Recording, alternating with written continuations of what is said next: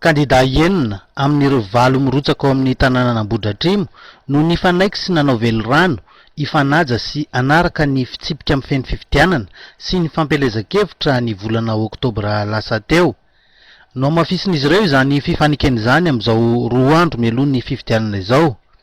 Voahaja tsara zany nandritra ity fampelezan-kevitra ity araky ny tatitry ny kandida ary mbola nentanany ny mpomba azy ireo tsirairay avy iray hevitra aminy sy hiaro ny safidiny amin'ny fifidianana ho avy. Teboka valo lehibe moa no voarakitra sy voasiny tamin'ity fifanekena ity.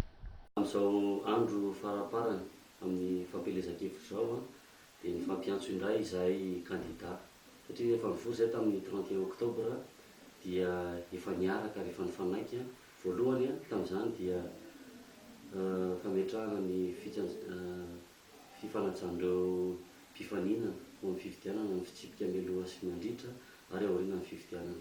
Faharoa, firaisan-kina amin'ny fiarovana ny vahoaka vokatra ny fotony azafady. Fahatelo, fifanohana eo amin'ny fiarovana ny vokatry ny fifidianana tena marina ho an'izay lany ary fanajana io vokatra io marina io madio sy mangarahara. Fahaefatra, fanomezan-tanana ireo délégué avy amin'ny kandida tsirairay ary anara-maso ny fifidianana. Fahadimy, fifanomezan-tanana amin'izay kandida lany eo amin'ny fampandrosoana ny tanànan'Ambohidratrimo.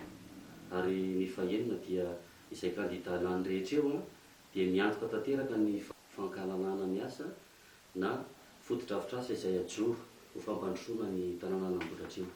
Ny fahafito dia fanentanana ireo mpifidy mba hifidy ary hiaro ny safidiny.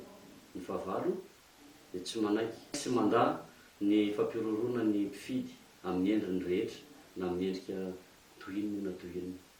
Izany rehetra zany dia efa nitapahanay tamin'ny 31 oktobra 2019 ary mbola namafisinay tamin'ity andro ambany ity dia mirosony eo ambany ny kandida tsirairay aby